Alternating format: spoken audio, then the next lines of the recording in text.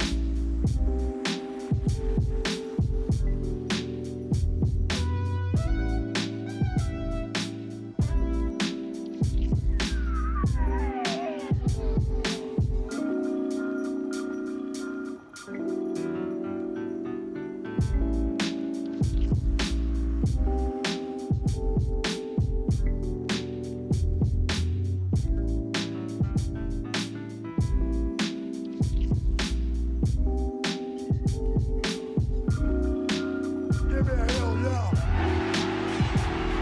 Ooh, you know what time it is. Bless up. Bless up.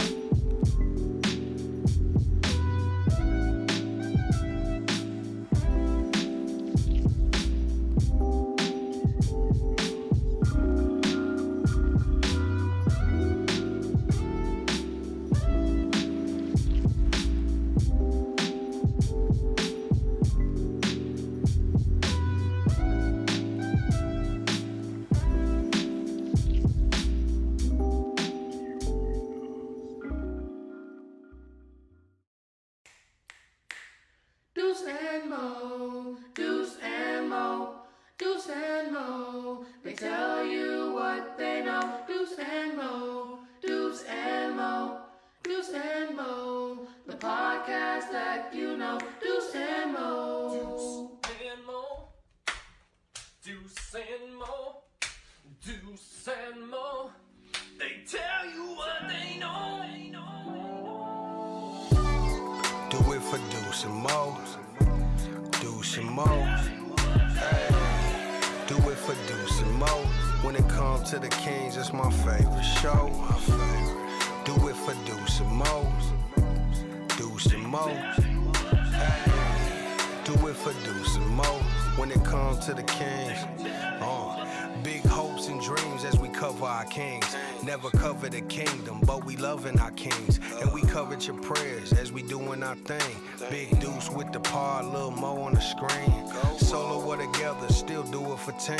Never switch up for $1 or revenue stream. So we always got each other, balance out the beam. Deuce and Mo, and that's the end of the theme song. Do it for Deuce and Mo. We Deuce and Mo. are live! Mo, When it comes to the Kings, it's that's my favorite show. Happy Monday. Oh, let's get it.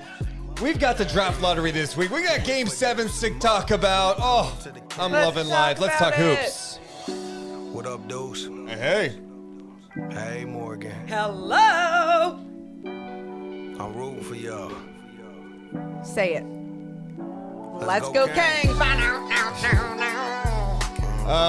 Happy Monday. Appreciate you guys being here today. God, I just thrive this time of year because it's the playoffs. There's games to actually talk about, and we just witnessed something yesterday that was probably one of the most shocking outcomes in NBA postseason history. That is not like some crazy hot take. It was literally shocking. How's everybody doing? Fantastic. Are we feeling lucky this week? What's like? Oh, Little top 4 pick. We're gonna be live tomorrow night for the NBA draft lottery. well, oh yeah. Well, I'm excited for that. I'm gonna keep the expectations low because then I don't get as let down. And the percentages, it's just not a miracle would have to happen. You know? Yeah. It's like having that opportunity to land a generational player. It's a miracle. It doesn't happen, right? Oh, but it We're going to talk about that does. today. We're going to talk about that today on the podcast. Shout out to everyone being here. Huge love. Appreciate everyone being here live. Make sure to hit the thumbs up button. I repeat that all the time, but if you come here every day, first thing you need to do for us, hit the thumbs up button. It helps our channel grow. Make sure to subscribe to. You could also join the membership. Join a membership, on I YouTube now. know. We got a most similar to Twitch, so you can do that too. Just several ways to support the pod. yeah. Thank you guys. Anyway, we actually have some Kings conversation to talk about today because some new stuff from Sam Amick and from Mark Stein. I know it never ends. By the It way, doesn't. King's content just never ends, which in the past was a really bad thing, right? There's times where it's like, oh no, more drama, but now it's like it's always fun when you get to talk about like some good.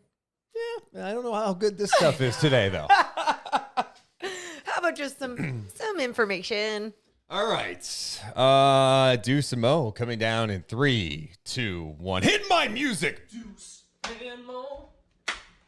Deuce and Mo. Deuce and Mo.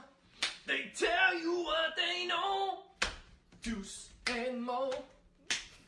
Deuce and Mo. Deuce and Mo. The podcast that you know.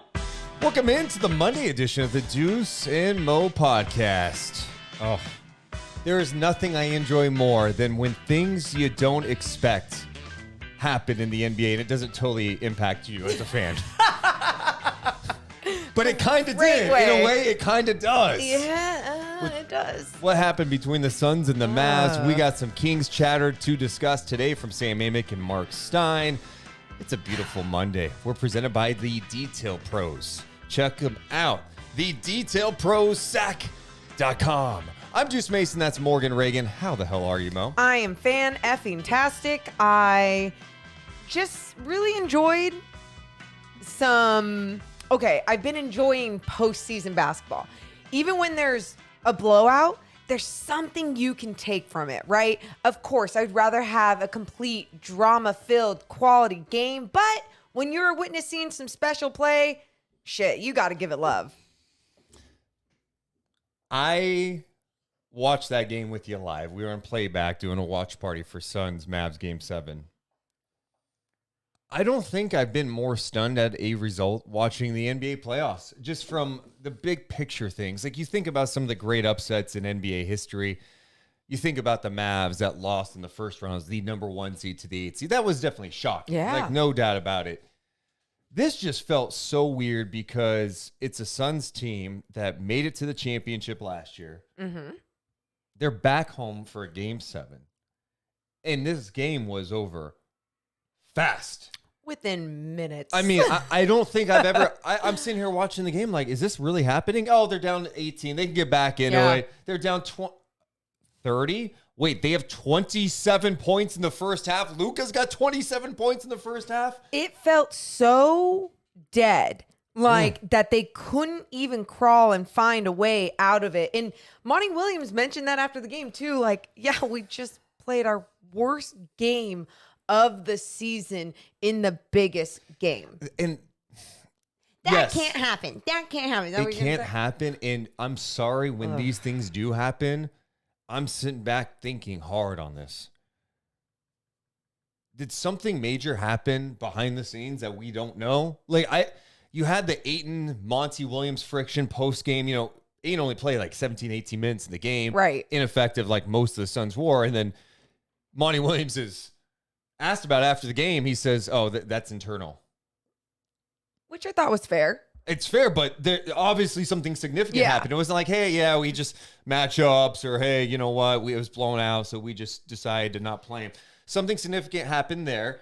Was there a lead up to this? It's just weird vibes. It was shocking to see a team that a lot of people thought could win a championship get their teeth kicked in on their home floor in a game 7.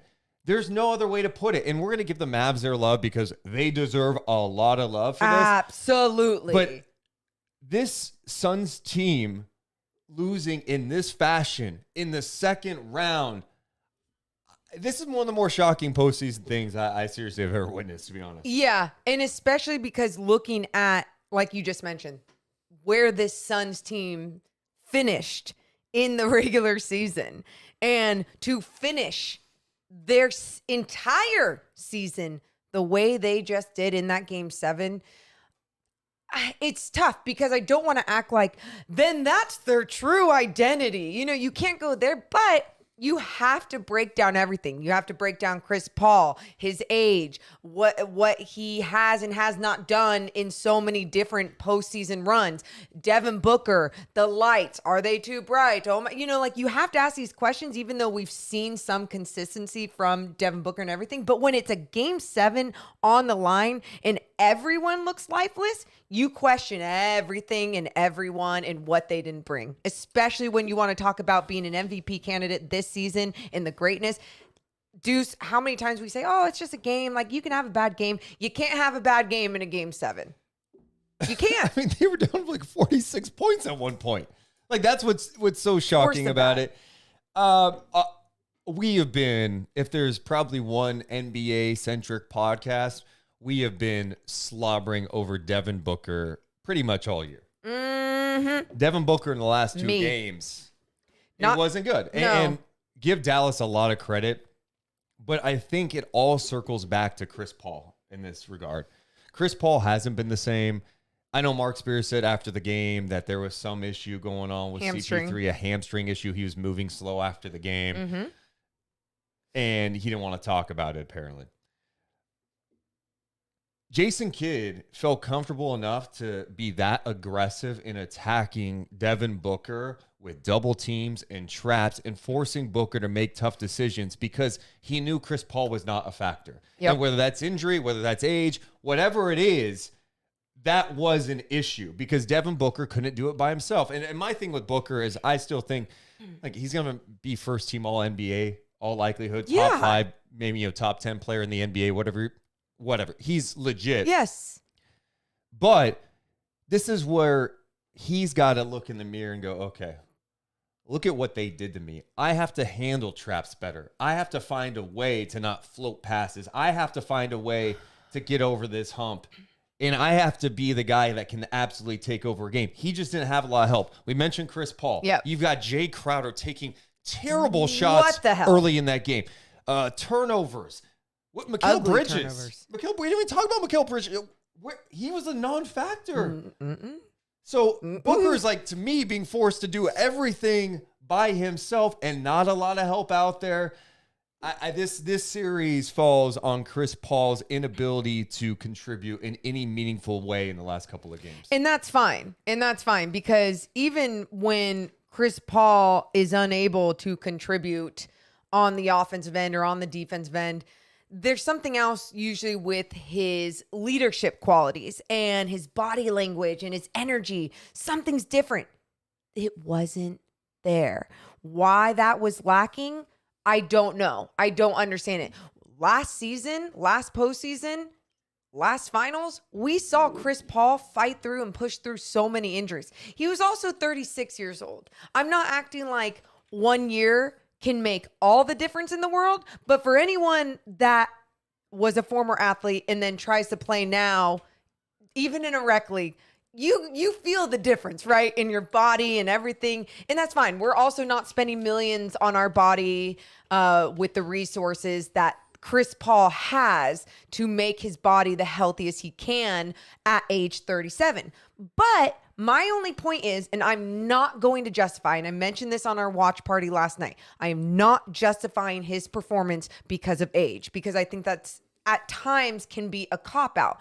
But what I will tell you is sometimes we do have to, as humans, factor that into the equation, right? 37 years old, your body is going to be something different when you're going that long into the postseason. How do you prepare for it? You do everything you can, but when it happens like that, there's sometimes nothing you can do. A wild stat from Will Z. Oh, yes. Chris Paul finishes with 447 total minutes in the playoffs. That's the most for anyone 37 or older since Kyle Korver had 504 in the 2017-18 season. Korver did it in 22 games. Paul did it in 13. So, yeah, to your point, the minutes, the wear and tear on your body, all that stuff, like that adds up, and that can't be ignored. It's not an excuse. It's the reality, and maybe that's why. Reality. I mean, I still think for the Suns, I think they're like today, it's definitely like, oh my God, this was shocking. Where the Suns go from here? And it's a fair question because DeAndre Ayton is a restricted free agent. What kind of deals does he get out there? It's not like a ton of teams have that contract, have a ton of cap space to make something happen. But this puts them in an interesting predicament, right? You see some of the teams around the league and look at the Mavs and the Celtics, and it's like you've got like one key awesome guy, and then you've got guys around him who could defend, who could shoot, who could switch, and that looked really effective. I think sometimes people are looking at the Suns today and like, oh, they're absolutely done. I don't discount Devin Booker. And I just think, yes, we can question Chris Paul and what's he going to be able to do next year. He's getting older. They don't have a ton of flexibility to make moves. But the great ones can find a way to go to another level. Yep. And, you know, I'm not ready here today to act like the Suns are completely done and it's over for them. It was disappointing. You have a bad game. It was a bad day to have a bad game. I don't think that Chris Paul will have another opportunity at a finals, at a championship. And I'm not acting like it is all over for Chris Paul. He's old. He's done. No. I am just saying for him and his body, can he be as effective and contribute at the same levels that he has? I doubted him once, and he came back alive after OKC and Houston and everything. So, like, I doubted him. He came back, right? This time, Father Time might be the one that's just like going against him a little bit in this situation with his body and everything like that. But what has Devin Booker learned from that man for his game, for his individual game, for his team game? I think that's something that we don't give enough credit to. And now if you put the right things around Devin Booker and keep growing in that direction, you still have a shot. Monty Williams, fantastic coach of the year. Of course you still have a shot. I think if Ayton does go back next year, the one thing Monty Williams should really look to do is how do we get him more involved in the offense, get him more touches? Because for Book? No, for Ayton. Because got it. You know, I think obviously they rely a lot on Booker and, you know, Chris Paul when he gets going. We saw in the playoffs. I mean, like, I think sometimes we make this mistake too when we talk about these series. Like the Suns were up 3-2. They did some great things, and early in the series when they're up 2-0, we're sitting here talking about, man, this looks like this could be a quick series, right? And that's where you give a lot of credit to the Mavs. So the Suns they had an amazing year. They started off 1-3, and then they had that streak where they won like 18 in a row. It was incredible.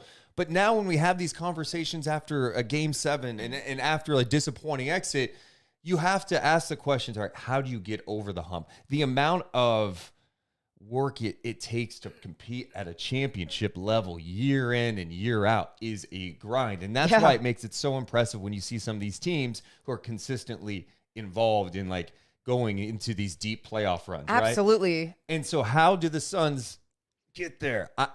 It's tough. It's going to be a really interesting offseason for them. It is. And you looking at this series and what kind of broke down and went wrong after a while, I felt like defensively, you look at the way that the Mavs, not only the way that they spread the floor, but taking their rim protector in DeAndre Ayton out of the key, right? Out of the situation and being like, hey, we can attack the rim, especially when it's not packed in there. Let's spread it out. And on top of that, we have threats. We have weapons on the outside that if we do have to rely on the three and we have to rely on the outside shot, we can make it happen. Penetrate, pass out, allow defenders to collapse. The Mavs did a fantastic job of that, but the Suns, they allowed the Mavs to dictate how they were going to play their game defensively. The Mavs defense, man.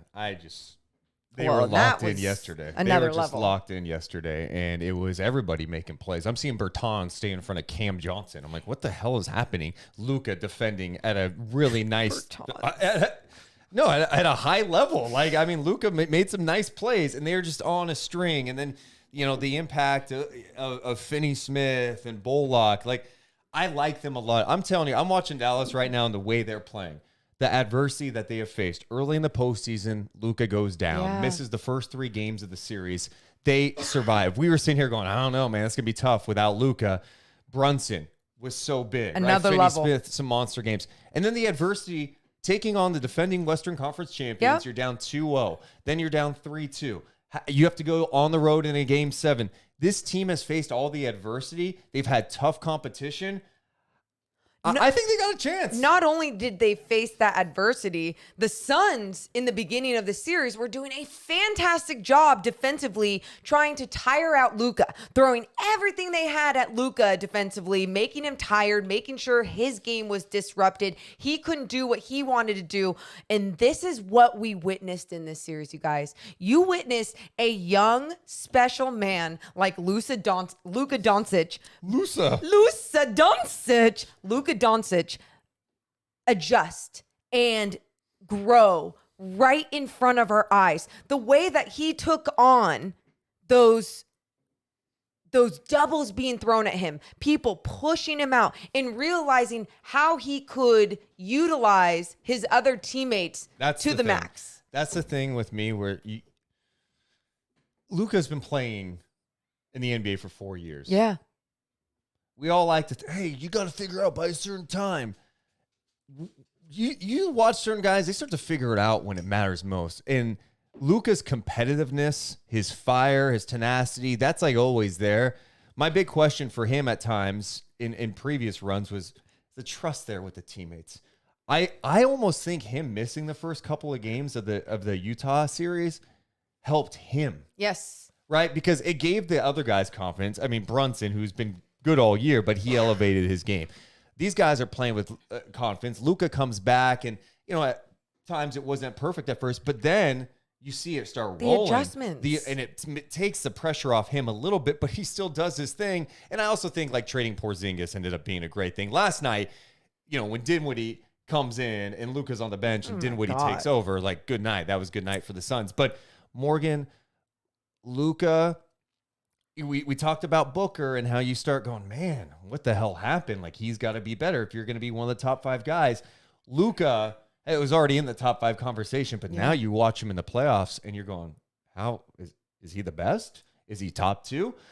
It's ridiculous what he's doing right now, and it hurts at the same time. Yeah, and yeah, it hurts, and we can definitely talk about that. But we were also talking about how he had been compared in the past to more like a James Harden, right? Just this special offensive creator, being able to do so much, get to the rim, shoot from the outside, facilitate to your teammates.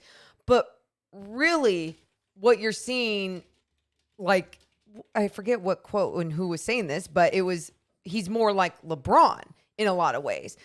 He's not only finding ways to be special and be there for his teammates when they need to rely on him, he is making his teammates better. And that's something we've seen from LeBron throughout his entire career that some people did not give enough love to. But why he makes his teammates better too? Because he he draws so much attention, right? You have to make sure you know where Luka is on the floor from the outside, from the inside, and especially when he is hot. And then when other teammates are hot, they're feeling confident in Luka finding them, getting them the ball, and being able to contribute as well. And that's what we saw in yesterday's game. I think the other thing for me watching Luka, it's tough, man. I mean, Are we going there? I think we have to because and I don't love doing this every time Luka has a good game, a great game. But I put a poll question before the show. Ooh. When can you move on from Luka? Ooh. Never. And then the next option is when the Kings are contending. And then the next one is I've moved on. 36% of people who have voted so far, never. 32% say when the Kings are contending. 32% say I've moved on. So pretty effing close. And I've gone back and forth on this. Sometimes I'm like, look, he's great. You got to move on at some point. But even when I'm watching that game yesterday, I'm just like, it's so hard to move on because you're looking at a generational talent. And it's something we knew at the time could be the potential. I mean, I'm watching him before the draft. I watched his EuroLeague stuff.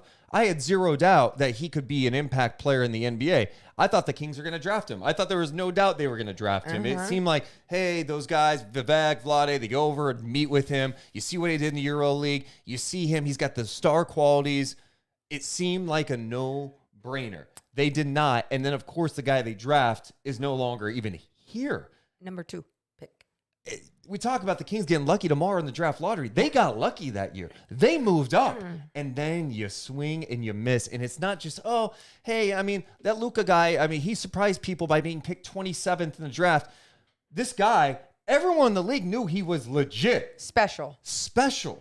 And now you're seeing him come into his own. And and grow. It's painful. The growth, you guys, that's something I kept talking to Deuce about last night when we were watching the game, was witnessing his growth happen game by game. And he has his step backs. He has times when he goes back to complaining too much. And, you know, and at first I used to think, oh, only when he's on top is he happy. There's times that's still true, but there's other times he finds a way out of it and fights back. And it's just incredible to see this growth from this young player who has a lot of emotions. But then watching it last night, I tried not telling you this too many times because we saw everyone in our chat saying, man, Kings could have had him. My dad texting saying, man, could have had Luka Doncic. I know, Dad. And then one of my best friend's dads, who we talk all the time about the Kings and everything, and he texts me saying, I just scream at my TV, cursing our franchise and having my love-hate relationship with Vlade and Peja. And it's so understandable because you love them for what they did here. And especially, let's talk about Vlade. You love what he did here in Sacramento as a player. But the fact that the Kings could have been on the road to having a winning franchise with someone like Luka Doncic on their team, and they don't have that, and they had it right in front of them, that's what hurts when we watch special performances like yesterday. And at some point, you could probably feel good about moving on. But ask the Portland Trail Blazers fans, longtime fans, when they passed on Michael Jordan in the draft, right? Like, that hurts. Ask the Blazers fans how it felt when they had the top pick and it was between Greg Oden and Kevin Durant, and they chose the wrong guy. Yep. These are things that can set you back for decades. Yep. And from Luka's standpoint, what I do find interesting is, and a couple people in the chat mentioned this, not many people bring up the Suns passing on him. And they chose Ayton. Ayton's a good player. And I think part of it is because the Suns seemingly figured it out. They got Chris Paul, Booker, and they've Ayton's seen been success. Good. Yeah, they've seen success. But then you see what Luka's doing, and then Luka getting that type of revenge on your home floor in a Game 7. That is painful. Nothing that we could say can change anything. Obviously, you can't go back in time. But I'm just like, I've said so many times, like, I gotta move on. I get so irritated every time Luka does anything. He's like, Kings could have had him. How many messages I get about it. I post anything about Luka where I'm just like complimenting because I'm just watching. Because we appreciate and respect the game. And it's like Kings, oh, Vlade. And at the same time, I get irritated by it. But then I'm like, dude, I feel it too. Morgan talking about watching the game. You just see almost what could have been. And yeah, no. And it's, And the reason why it hurts so much more than like even I feel like it could hurt for the Suns, not only because of the success factor and not seeing any success in so long, but truly, it's like you had it right in front of you, and it wasn't like a hard decision. You know, you had it at number 2. It wasn't like, oh, is he going to go? Is he not going to go? Who do we pick? What do we need? It was right in front of you. And you pick talent over needs if you want to go in that direction. You pick the special talent. And the fact that, like, I feel like a kindergartner could have picked the right pick. Been like, yeah, that guy, because he looks good. Yeah, I mean, I do say this. Bagley was a really interesting prospect coming out that year. I mean, he had a really good freshman year at Duke. This but is never a knock on Bagley. That's the other thing. Anyone that wants to be an asshole to Marvin Bagley, screw you. Like, he didn't say, hey, you have to pick me or I'm going to punch you in the face. He literally just got picked at number 2, and everyone wants to blame him for how he performed and what happened in Sacramento. Well, he deserves some blame. Sure. Of course he deserves some blame, but also like health is in the picture, and he isn't what everyone expected him to be. And then you look at him defensively in college, having to play in a zone and not being able to defend in an individual team defense. Like, he just doesn't have that basketball IQ, and Vlade picked him. So if you're going to be mad at anyone, be mad at Vlade. But instead of being mad, like, just try to channel that energy into something else, because otherwise you're going to have a hard time sleeping at night. I mean, here's the thing that's really tough to grasp sometimes, right? Is like, if the King, like, let's say in this world, Luka's still doing his thing, but the Kings are kind of like the Suns, where it's like, hey, Bagley turned out solid. The Kings are winning a lot of games. Like, yeah, it sucks, but they're competitive. The problem is the Kings they still haven't figured it out, right? Nothing. And it's been 16 years. They just hired another coach. It's like, what's their pathway? The West is awesome. And Luka is, by the way, just getting started. Like, this is... Yeah. And it's crazy. Like, has he gone up in your rankings just in this playoffs? Just Absolutely. In terms of and it's not even because Deuce, this is another thing you and I were talking about, the bright lights. It doesn't matter if he has some bad games in the regular season, has some, bullshit going on with him and his relationships with the officiating, which he keeps trying to grow in. When the bright lights are there, he soaks in the light and says, bring it on. Give me this moment. I love this more than anything. Now, there's times where other teams can throw different things at him that he's not ready for, and they have a great game plan. But in a series, a 7-game series, look at the adjustments that were made not only by Jason Kidd, but by Luka as well, as just a talent. I can't wait to see Mavs Warriors. I'm excited. I am excited for it. Draymond gonna try to check Luka. Yeah, and that's the thing. I just like Luka. Keep your head on straight. Hey, what? Warriors better wake up.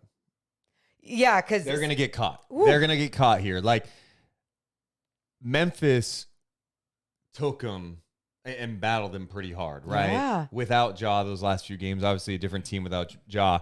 I felt like the Warriors were way too sloppy, a little too careless. And even in that game 6, you're watching them going, guys, you're going to mess around and lose this? You're going to have to go play a game 7? It was like cute. They weren't, the urgency wasn't there. Like, they already knew they were on top. And it's like, what are you doing? You're not. You guys are playing like this is preseason basketball, not understanding where everyone is on the floor, just passing it out of bounds. Like, you got to play sharp against this Mavs defense. It's been an incredible individual and team defense from the Mavs. And that's why I do, the Mavs, I go, they've got a shot just because of what they do defensively. The big question is, all right, Luka is going to get a ton of attention. Are the others going to be able to step up still? Can Brunson still be effective? Can they get more consistency out of Dinwiddie? What he did yesterday in Game 7 was awesome. Yeah. Can he do that throughout a series against the Warriors? That's, to me, some of the big questions in this one. And Luka, he sees everything defensive. I feel like Luka's going to get his. I mean, I'm watching him. I mean, Mikal Bridges was the Defensive Player of the Year nominee. Luka said, that's cute. DeAndre Ayton gets switched on him. What's Luka doing? Goes to I'm going to work. back you down. Yeah. I'm backing you down with my girth because I got a bit of a wagon. Strength. And I'm going to hit a turnaround jumper in your face. That shit's special. It is. And it goes to his size and capability of understanding his size and how much space he actually needs to turn around, keep his shot up here. And it's just his release is so high. What are you going to do? The way he creates that space doesn't matter if it's a 7-footer on him or a little guy being active with their hands. Like, he knows how to play this game at a high level. Now you talk about someone like Draymond guarding him. That is going to get in his head. But for Luka, it's how are you going to handle that experience? And maybe in game 1 is kind of your trial and error, right? You figure things out and you go, okay, these are the adjustments I'm going to make going forward. The Warriors have been around. They have experience. They're battle tested. I mean, God, even what they did in that game 6. I know we're going to talk about Mike Brown a little bit, but Kevon Looney with like 20 plus rebounds. Oh my God. The rebounding advantage they had in that game. This is going to be an interesting matchup too, because you just look at the way that the Mavs in the traditional big situation that they have, and with someone like Kleba, and you just like stretch him out, and then who's going to be there? Looney, like their defense, and then you have someone kind of stretched out and not in the middle. That allows Luka to attack so much more. Yeah, I don't know, and that's what makes the playoffs so fun. The adjustments, and before we move on, huge shout out to everyone watching us live, by the way. Hell yeah. Hit the thumbs up button. Let's go. It's NBA playoffs. It's lottery week. Give me a hell yeah. It's a Monday morning. Do you like that? No. Make sure to hit the thumbs up button if you're in the YouTube chat.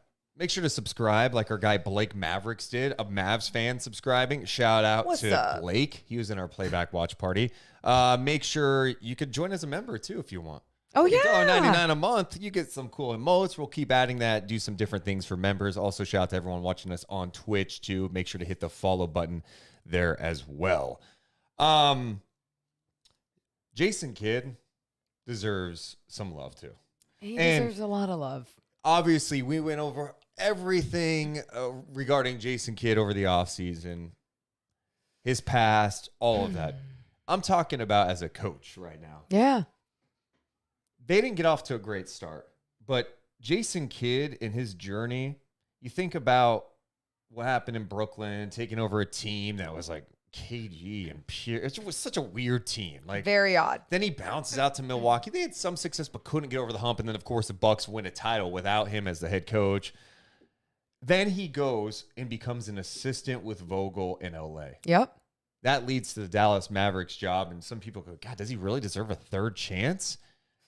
Give credit where credit's due. He's gotten that team to completely buy in defensively. Absolutely. I think getting rid of Porzingis for them was so significant. It was. Not only because it was getting like, oh, you get Dinwiddie and Bertans. Maybe those guys can figure out here. They weren't doing well in Washington. It was just getting rid of Porzingis from that environment. Not a good fit. The vibes weren't good with him and Luka. Just getting rid of him was a plus for them. And then they were able to do some different things defensively. I'm watching Jason Kidd mic'd up yesterday. That guy is coaching his ass off. The guys play hard for him. You got to give him love. You got to give him a lot of love, especially because the adjustments. You look at the adjustments, not only in-series adjustments, in-game adjustments, and we always give so much love to Ty Lue and how he is just a fantastic coach when it comes to in-game adjustments, and Jason Kidd is showing that on a whole different level right now, but his guys trust him, it seems like. They're buying in and trusting what he is saying, and on top of that, you look at those years with Rick Carlisle, and you don't need to take away anything from him, but sometimes there's a good coach in place and they just can't get over the hump. And it's sometimes because of their system. It's sometimes because the players need something new for their system or technique or what they want to do on the floor. And that's what the Mavs got with Jason Kidd, and it is working. And then the tweak of Porzingis being gone, Deuce, you already mentioned that, but you look at how Porzingis was as an individual defender and his defensive rating, terrible. Just didn't have a nose for the ball, even though he's huge, right? And you'd think, like, just put your damn arms up. And early in his career, before the injury, he showed some nice potential. Absolutely, especially at the rim, protecting and everything. But yeah, that slowly just went away as injuries kept happening, not buying in. And now you've seen these changes made. And with this special player in Luka Doncic, being able to coach a star player and understanding how to keep everything still team basketball, there's no way that's easy. But And- when you can figure it out, you can do some special things. You know, Kid can wear out his welcome with the team. But I think the biggest thing is, like you're talking about, if your star guy buys in and Luka has bought in, Luka busting his ass defensively, Luka's not locking anybody down, but if he could stay in front of his man, rotate well, be a good team defender, that changes things, and Dallas has done that. And the fact that he, you know, the adjustments he made going, we're trapping Booker, and we're gonna force him to make some tough passes. We're not worried about anyone else. Let's get the ball of his hands and see if Chris Paul has anything left, because he doesn't see it. Jay Crowder, good luck. Aiton, like that's the mindset. They were like, we're not. Hey, Jay We're in a Crowder, battle. you try and beat us. Try and beat us in that corner. You literally can't make that? Okay. I mean, Man. he could other games, but. So I think Kid deserves a lot of love, and it took him his third chance to look. It seems like he's kind of figured some things out now, and obviously he's got a generational talent in Luka, but he was able to connect with Giannis too in Milwaukee. That's something to be noted. And it's interesting, his path, right? Like, we always talk about players, hey, they have to get better. Sometimes it takes coaches a bit to figure it out. And someone like Jason Kidd, who's got a big time ego, right? He's a Hall of Fame player. A past. I wonder if these experiences, the previous two stops, kind of humbled him a bit and allowed him to take a step back and kind of soak in what Vogel was doing in LA and just kind of learn and observe a little more how much that benefited him in this job. And that's why allowing second chances, allowing human beings to grow in any position, assistant coaching, head coaching, players, allowing them to grow, seeing a different team and playing differently. Like, it is so very important to not just paint someone as one identity, right? Allow them to really show off their skills. And so, I think Jason Kidd has been given these opportunities and has been doing a much better job with them in the last couple of years. Let's get to some comments, including our guy Ebiz says, get over Luka and get over the Kings-Lakers series 20 years ago. Kings fans hold on to too much. Ebiz, I hear you, but it's hard to not hold on to those things when you've had no success, right? When you have 8 winning seasons in 37 years and the last winning season was 16 years ago, like, you're going to hold on to things a bit. When the rest of the league continues to get better and you kind of stay in the same spot, that's... Guess what will help erase that? You know, like a magic eraser. Just like help is those W's, right? Yeah. Those winning seasons, not just like a good game, because I don't give a damn about a good game in the season. I care about how you keep growing from those good games and create a winning season. I don't even remember what that's like. That's why I love postseason basketball, because then I get to focus on that. Yeah, and Game 7s do... Everyone's, I love Game 7s. I do, because the Kings haven't been in the Game 7, but do you understand? They lost 3 straight Game 7s in 3 consecutive years. 2002, Lakers. We know that. 2003, Weber goes down in Game 2. They end up losing to the Mavs in 7. Better team than the Mavs. Blake Mavericks. Note that. They were going to beat your ass and probably win a championship until Weber shredded his knee. Then the next year, 2004, they lose Game 7 in Minnesota to the T-Wolves. Again, Chris Webber got a gimpy out there, and they still took him to 7. Yeah. Those things stick with me because I haven't seen anything else. That was the last time you saw the Kings really compete at a high level. Those moments stick with you. And to bring it all full circle, this moment, it will stick with Suns fans forever. They surprised the basketball universe last year by even getting to the NBA Finals to take on the Bucks. They were up 2-0 in that series. They end up losing. Then this year, an unbelievable season, the most wins they've ever seen in franchise history, and they blow a Game 7 beyond belief. Like, people talk about the Kings-Lakers Game 7, like, the Kings gagged. The Kings also went to overtime in that game. Like, they didn't play well. They still had a chance. The Suns game was over in the first quarter, and for Suns fans, that will haunt you forever. For Chris Paul, when he looks back at his career, if he never wins a championship, he's going to look back at that moment. He's going to look back to the series, 2018 against the Warriors when he got hurt. They look like the better team. Rockets go 0 for 27 from 3. these are moments that will stick with you forever, and it's painful. Yeah, and guess what? Those Suns fans also get to have the memory of those great moments, right? Of this last season, of the season before, even the special times that was going on in the bubble with the Suns team, the start of things. And I'm sure today a lot of people are feeling hurt, especially the ones that were spending thousands and thousands of dollars on those tickets to go watch a shitty ass game. Yeah. But at the same time, yeah, I feel like they are still going to be fine in the sense of they have a good coach in place. They have a leader in Devin Booker in place. They're going to be fine. Mitch in the chat says, we need to focus on the future, not the past. Talking about the mistakes we made doesn't get us anywhere, never makes us feel better anyway. Why you bringing up old shit? That's pretty much what Mitch was saying right there. Yeah. Why you bringing up old shit? Got it. Yeah.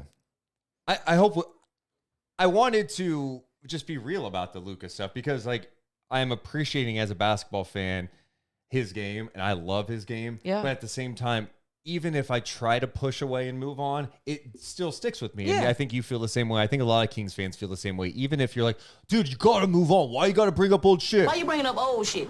Yep. It's still going to stick with you. And I think it's simply because the Kings haven't seen any success, and that guy was right there. There are other Generational. and that's the talent. other thing. There are other misses throughout the years, no Yeah. doubt. But Yeah. this one was the It was number 2 pick. there. It was there. Do you want to pick the red pill or the blue pill? And then you pick the wrong pill, and then you go the other direction for years to come. I don't even know what that The means. but Matrix. I've but never seen the Matrix.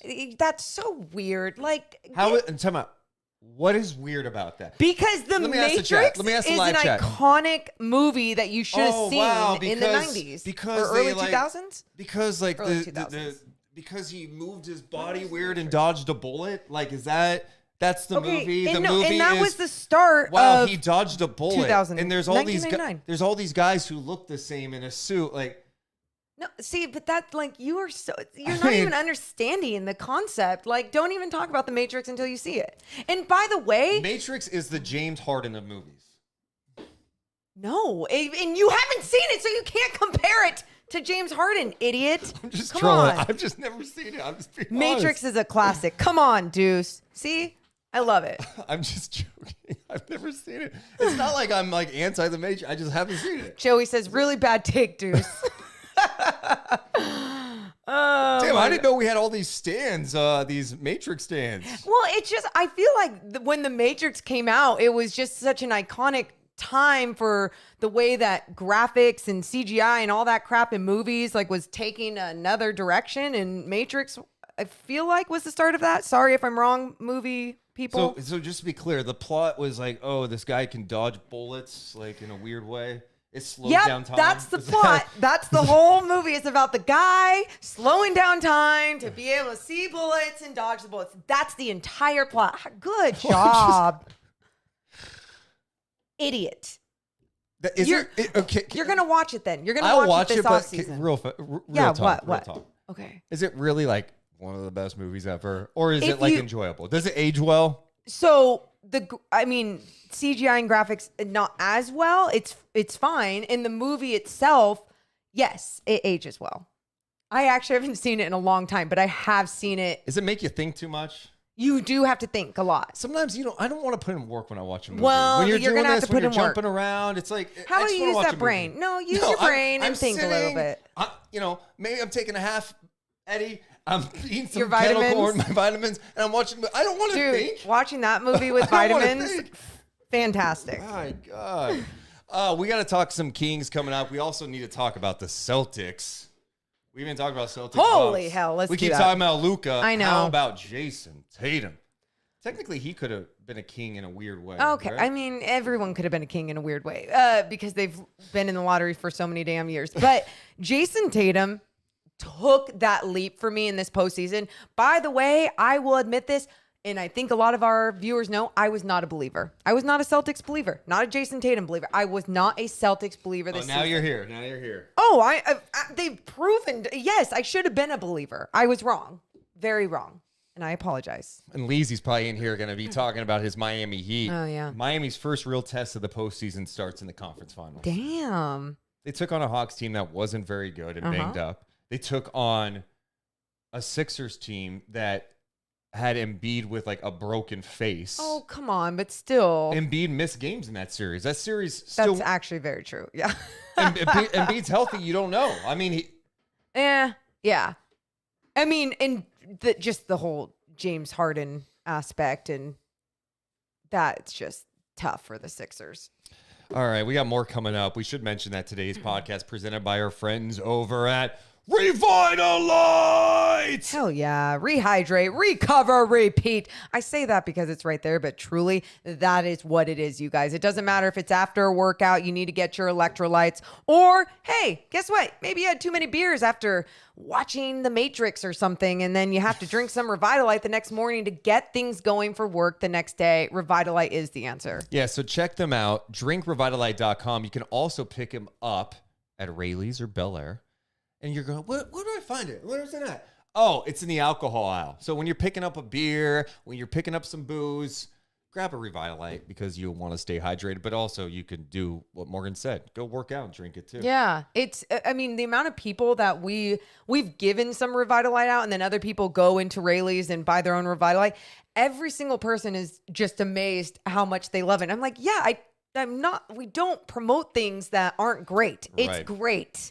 Speaking of great, how about New York Times bestselling author? Yeah, this crazy lady, T.R. Reagan, New York Times and USA Today bestselling author. She has sold millions and millions of books. And Count to 3, one of her newest books, reached number 2 on Audible downloads. Of all Amazon Audible books. Yeah, people are loving her stuff. And it's because she writes so many intense stories. She's such a fantastic writer too, and sometimes I think she doesn't even give herself enough credit, and she's so hard on herself. And I'm like, yo, mom, you've sold millions of copies, and millions of people enjoy your stories. So if you're looking for a book to read this summer, especially as the NBA comes to an end, make sure to check out all of her books on Amazon.com. Just search TR Reagan or go to trreagan.com. You'll see all of her books there. If you have any questions, you can always reach out too. I have so many answers about all of her crap. So many answers. Get ready for a dark, twisted thriller mind if you read those books. Appreciate her support of the Deuce and Mo podcast. This will be an edit right here in the audio portion because I have to pee so bad. And I looked at the clock. I'm like, we're going to be on at least another hour. Tinkle time. I got to go. I got to go. This Go. is for you live streamers. We go they get everything, right? We go all the way. Would through you get usually, your right? ass up and go to the bathroom? Thank you. Oh my God. Like a little kid that is literally doing a tinkle dance right here. That is so gross. And like, know when you have to pee and go pee. You are an adult. You are not a child. My God. Dilla says, stream for the stream. Exactly. It's tinkle time. Yes, Leezy, it's tinkle time. Oh my God. I love that some of you guys are talking about movies right now and saying that superhero movies are lit.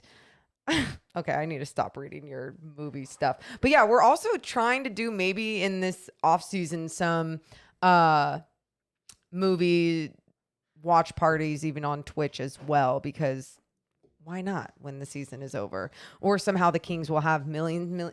Ew! I know, but that's so gross. You know when people used to do that, they wash their hands and they'd be like, oh, shoot, I peed on my hands, and then touch your face, and really it's just Who do you hang out with? Nobody ever did that? Really? Oh, that's I funny. did that to people. I was like, doesn't it suck when you pee on your hands and then you just touch people's faces without their consent? All right, go on. Proceed. All right, let's continue the podcast then. In 3, 2. Do you want to go Kings first or do you want to go Celtics first? Ooh. Let's go. Let's finish up with Celtics, the games. And then on King stuff? And end on Mike Brown and King stuff. Yeah. All right, let's continue on. Another Game 7 that was kind of a dud. I know both Game 7s were duds, but for me, I still enjoyed watching them, probably because I'm a basketball fan, and I enjoy big-time moments. Yeah. And yesterday's Boston Celtics Bucks game was super intriguing to see what was going to transpire. I think early on, I'm going, oh, no. Derek White is shooting all these threes. Grant Williams is missing all these threes. He started like 2 of 7 from 3. And then the story was, Grant Williams continued to be open. Not only did he play great defense in this series, but he had the best game of his life in a Game 7 as the Celtics eliminate the Milwaukee Bucks. Morgan, from a Bucks standpoint, it goes without saying, they miss Middleton so much. I felt like Giannis was alone here. And Drew Holiday, he was 9 of 21. Yeah. He just wasn't much of a factor in this series. They needed more offensively. You looked around, you're like, all right, who else is going to help? Because Giannis is going to get his. You look at Giannis's numbers yesterday, pretty disgusting. 25 points, 20 rebounds, 9 assists. Yeah, just 25, 20, and 9, and we just go, yeah, that's Giannis.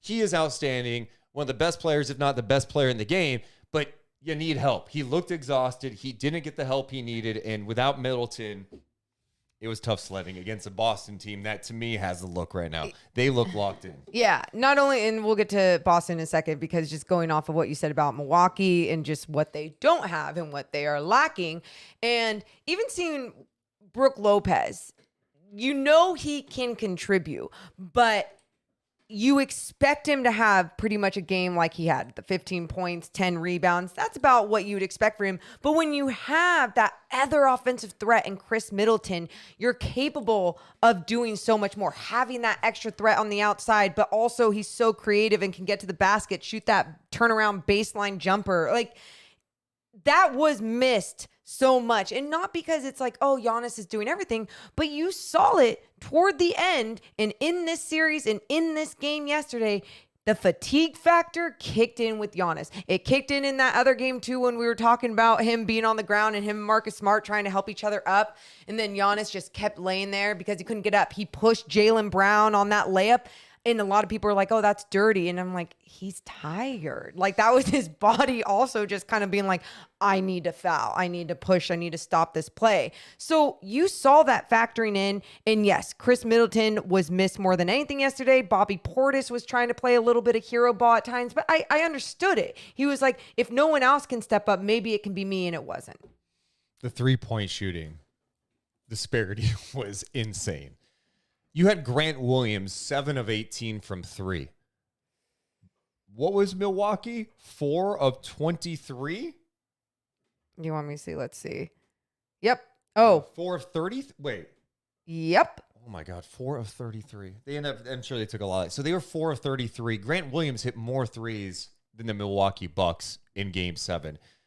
Boston ends up launching 55 three-pointers, knocking down 27 of them. 22. I'm just messing up numbers left and right here. It's because you don't have them in front of you. 22 threes. Yep. So 22-4.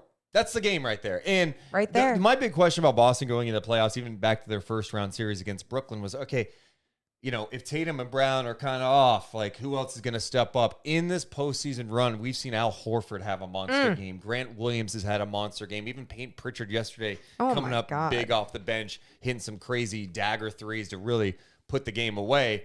And that's not even mentioning what Jayson Tatum's doing. And Jayson Tatum, we talk about guys propelling themselves into like top 5 conversation. I think we're starting to get there with Tatum. And of course, the playoffs, we're going to learn a lot in the conference finals when he goes up against a team like Miami, who's physical, plays defense. Yes. He's lost to them before.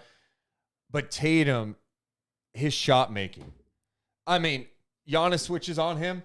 Giannis is contesting his three-point shot. Hand it's in in the Giannis's face. It's in his face. Giannis's hand is in Jayson Tatum's face, and his shot is not altered at all. It's his ability to understand the amount of space that was needed to perfectly still shoot his shot is just incredible when you have a defender like Giannis on you. Jayson Tatum has taken a whole nother step in so many different ways with his mentality, with the way that he is a leader and a scorer on that squad. But then also you look at them on the defensive end at times when they're locked in as a squad.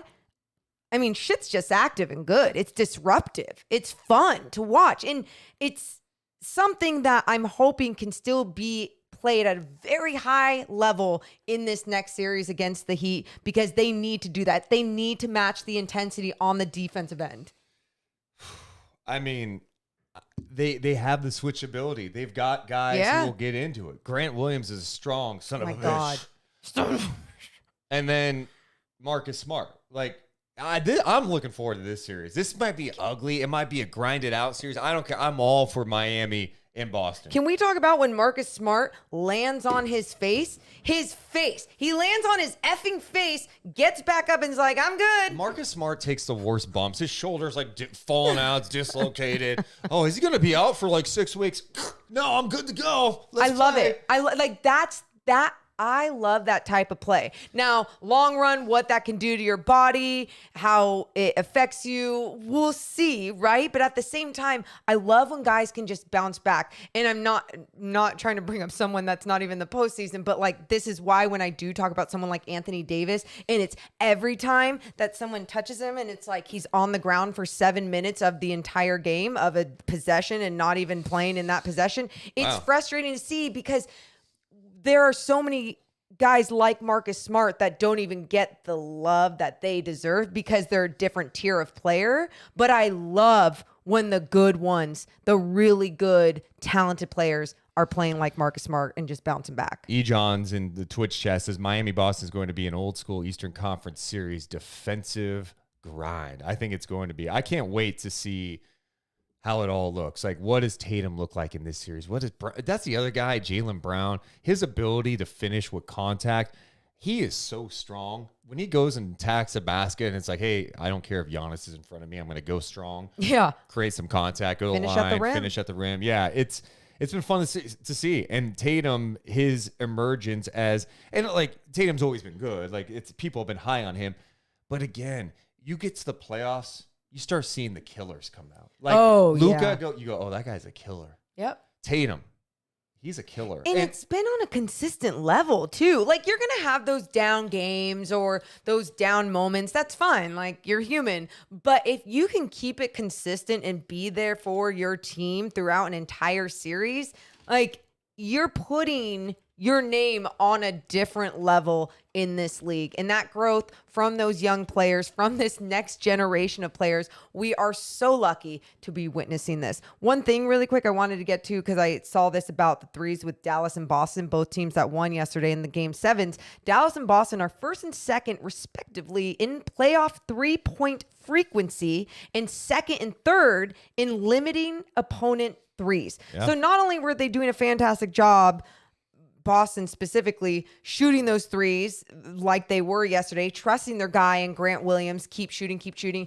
but also really shutting down the three on the other end. I mean, you're doing that. Yeah, you're going to win any game in this league. I think one of the other surprising things was Robert Williams, who was available for Game 7. They didn't even play him. Yeah. And so he had missed the last 3 games. It was fine. It didn't really matter. I mean, they won the series, and it just goes to show you that Boston's depth, although maybe I think others I question it at times too from scoring, but they have come into their own in terms of what they do defensively. Another guy, Ime Udoka, the first-year coach, getting those guys to just buy into that side of the ball. And again, it goes to show you, Morgan, you talk about the three-point frequency, having guys who can knock down an open three, and when you have a guy like Tatum, that is going to get so much attention. We talk about the gravity that some of these guys have. Well, when you're surrounding these guys 5 out, and Tatum's attacking, and you've got a guy in the corner that can knock down a three that's not scared of taking it, knocking it down. I mean, the only guy that's probably scared to take them now is Derek White. Dude, 1 for 6 from three-point land yesterday. And he had a rough game. He did have a rough game, but when he did hit that three, it was like one of those moments where they did need it. That like one three. Yeah. The one three that he didn't, that one field goal actually that he made, he was 1 for 10 yesterday. And so him having one of those games and not being able to step up, but then you had other guys capable of stepping up in a Game 7 just goes to show you again how this team has bought in and trusted each other. Because you know how hard it is when you see a guy like Grant Williams missing shot after shot after shot, open, uncontested shot after shot, and being like, you got to keep shooting. You got to keep shooting. He also has to change his mentality as an individual and being like, okay, not only are my teammates saying you got to keep shooting, what techniques are you going to change about your shot? Oh, fatigue, got to add more base, got to add more leg. Boom, have one rhythm go. You saw that change in him. Well, the other thing I thought he did, I think it was Grant Williams. There was one where he missed a few, obviously. I mentioned he got to that 2 of 7 start from 3. I mean, he ends up 7 of 18. I mean, he took a lot, which is crazy. I don't think anyone had, hey, Grant Williams launching 18 threes, but he's open. He's in the corner. He's open. He should take them, especially at the clip he was hitting them this year at that like 40% mark.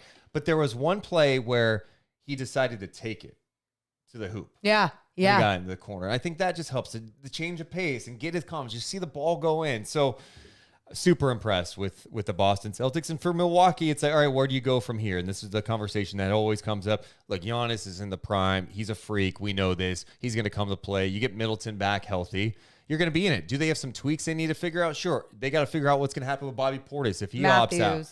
Yeah, like they missed another guy, another ball handler, someone else who could create. You see, without Middleton, you're like, what the hell? And just there's like Grayson Allen, I thought was terrible. And he was. And George Hill, obviously coming back from injury, still just getting older, and you're seeing it with his game that there's a lot still missing with George Hill, right? So how do you find a way to fix the depth when you've got so much money committed elsewhere? Right. And that's where you have to. That's where the best teams kind of figure out. You look at what Miami's done. Miami has 8 undrafted players on their roster. 8 undrafted players. And what does that show you? Development, taking chances. They get guys on great contracts because they're like, all right, we're paying Jimmy Butler a lot. We're paying Lowry a month. We got Bam's contract. All right, how do we figure it out? You look at Golden State, what they were able to do with like GP2. Grizzlies have the same thing going on with them too. Right. So like these guys have guys on cheaper contracts, on team-friendly contracts, and it makes your future look a little bit more bright. We got to talk some more NBA coming up, but let's sprinkle in some Kings. Sprinkle it in, Deuce. So, big week for the Kings. This is the Kings playoff, the NBA draft lottery. Not funny. We will be live for the NBA draft lottery. We're going to go live probably around 4 o'clock, hang out. And then once we find out where the Kings pick, we'll do a podcast on it. We're going to have Bobby Gerald on. He watches so much college basketball. We're going to get his thoughts on some of the key players, maybe some targets for the Sacramento Kings as well. So we'll go over all of that on our NBA Draft Lottery show. So tomorrow we will be live at 4 p.m. Domantas Sabonis representing the Kings at the Draft Lottery. Yeah. Someone in the chat earlier said should have been Nick. What the great point. Coach Nick deserves an opportunity to be there, but maybe he'll get his opportunity someday. Looking at the Kings right now, where they are in the draft lottery, they are slotted right now in the 7th spot. I've gone over some of this math late in the season. I want to go over it now because I know there's more intrigue with the draft lottery. So you look at this position, the Kings in the 7th spot, they have a 19.72% chance of picking 7th. Mm-hmm. The greatest chance is moving down to 8th. 34% chance at picking 8th, a 12.8% chance of picking 9th, and then it goes down. They could move down to 11th, but that's a 0.03% chance. Okay.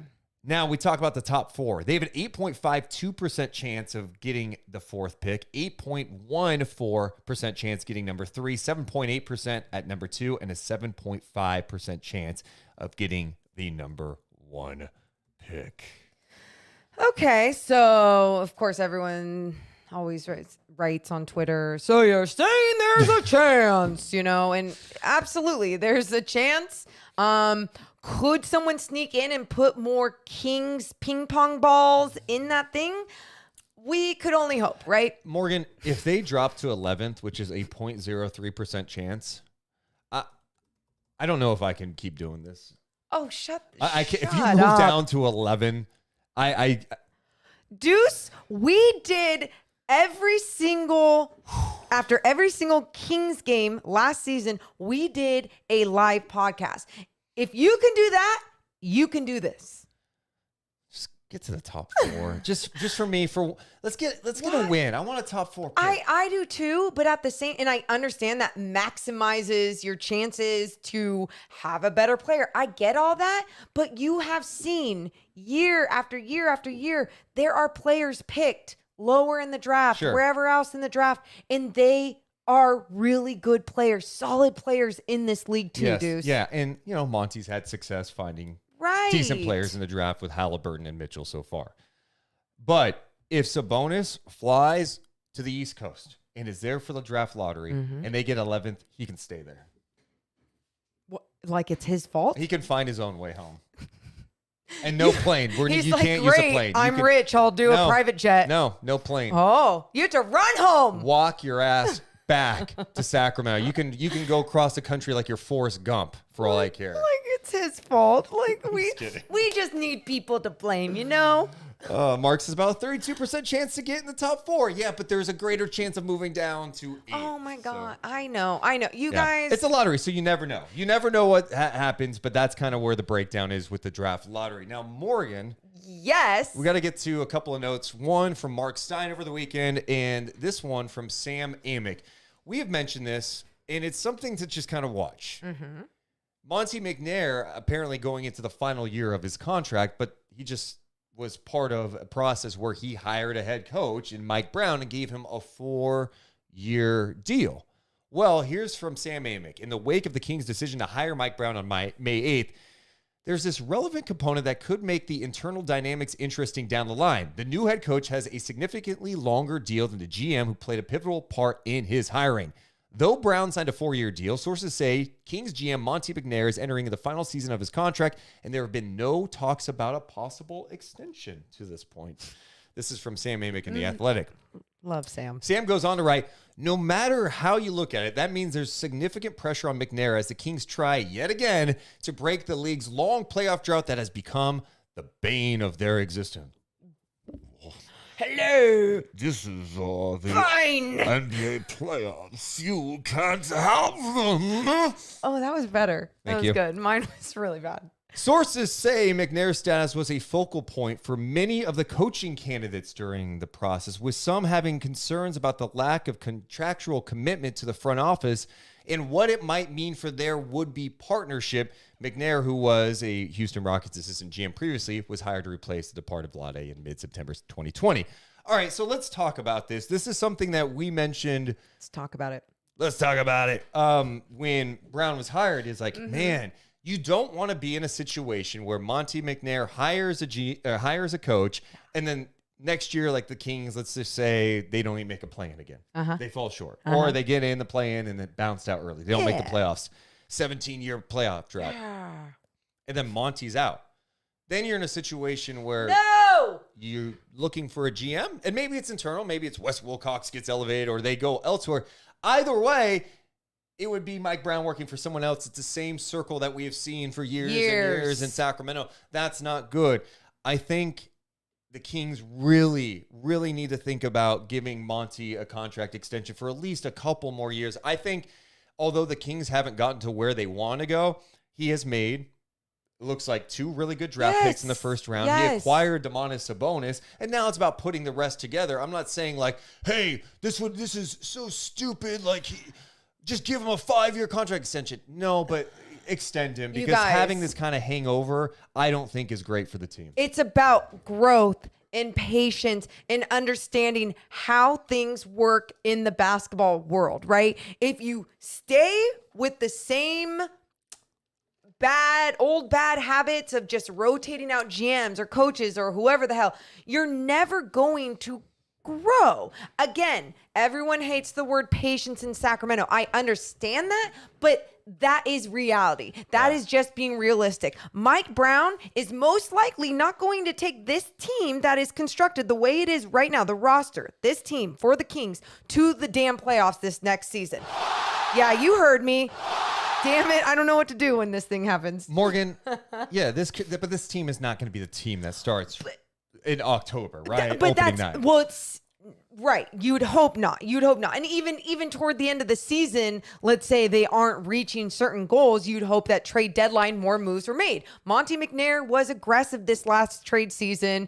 Traded away a guy, Tyrese Halliburton, to get a 2-time All-Star in Domantas Sabonis. I understand that is the direction that they're going, the identity they want to go with. Great. Now, how do they grow on top of it?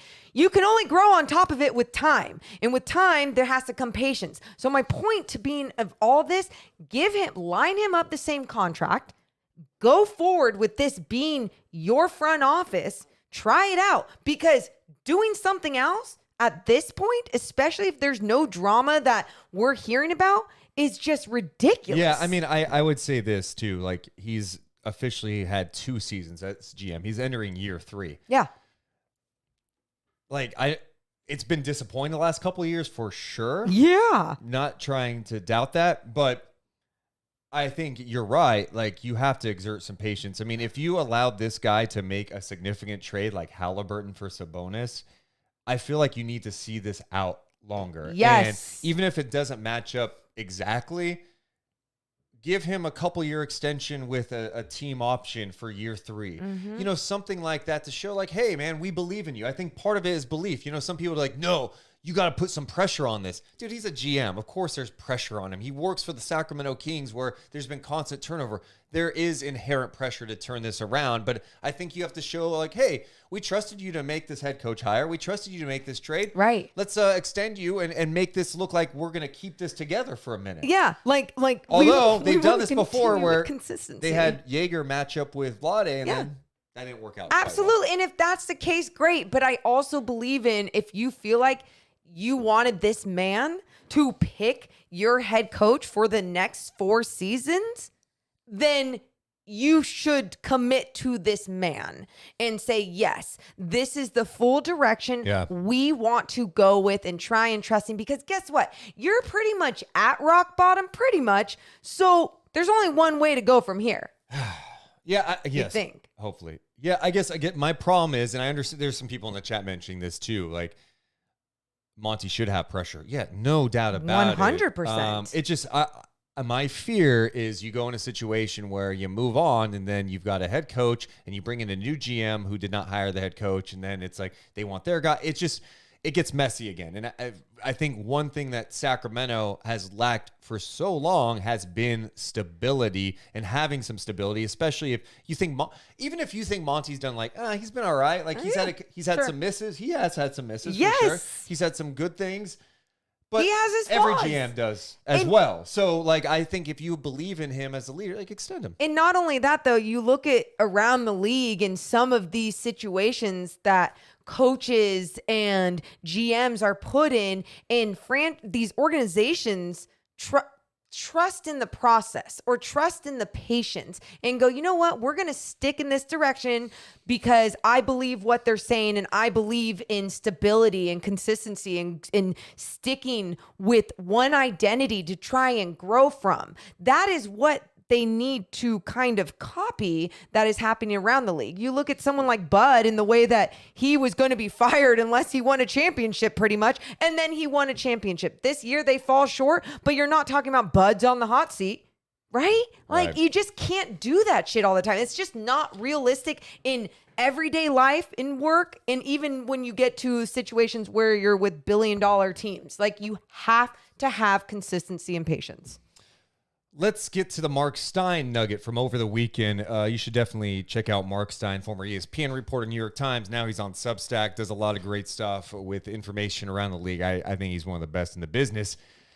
He reported this: 2 reported priorities that the Kings established before hiring Mike Brown as their new head coach over Mark Jackson. 1, keeping Doug Christie, who contributed heavily to Sacramento's glory days teams of the early 2000s and on the coaching staff. 2, candidates were told that team officials are counting on a Minnesota-esque surge in the standings in year 1 after a league record 16 consecutive seasons out of the playoffs. Yes, for those who don't know, the Timberwolves ended up winning, 46 games this year in Chris Finch's first full season as head coach of Minnesota.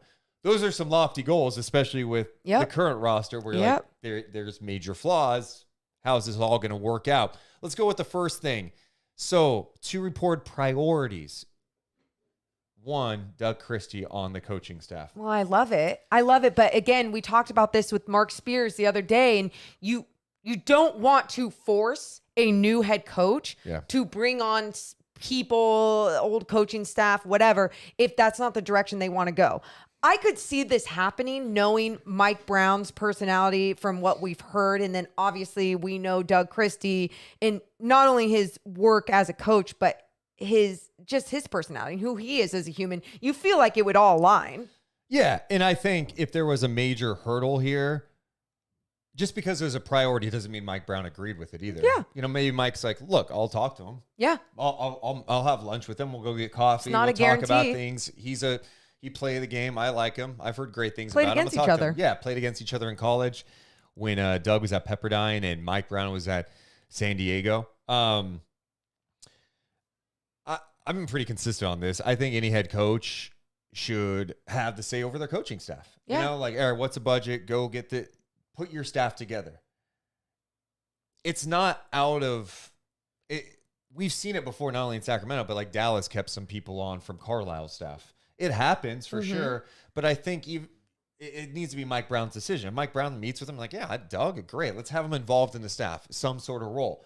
I'm cool with that because I do think Doug Has a lot to add. he's got a huge talent. He has a great understanding of the game, high basketball IQ, and I'd be eager for him to be in a new environment with a different coaching staff. You know what I mean?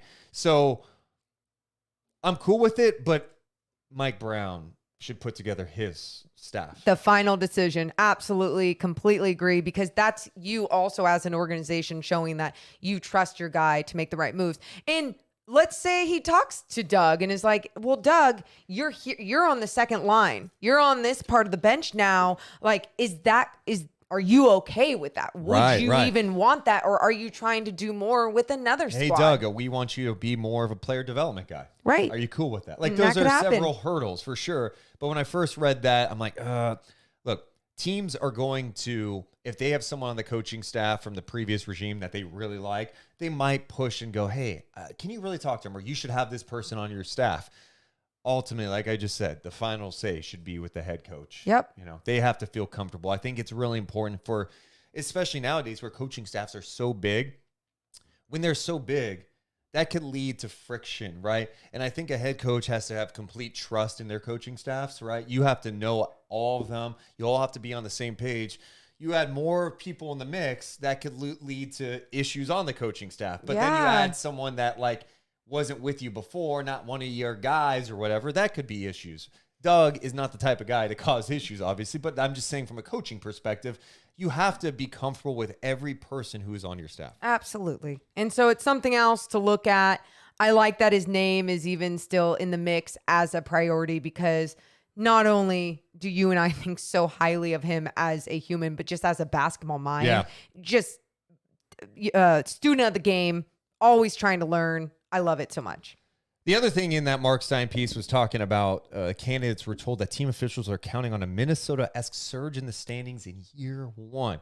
Obviously, that is great to talk about, right? It's great. And it should be goals. If that were to happen, it means Monte made some great moves. Fox became an all-star caliber player, and Sabonis is an absolute freak, and this is going to be a fun thing. That's what it would mean. But man, like to me, those are lofty goals for a team that has not shown the ability to defend at all.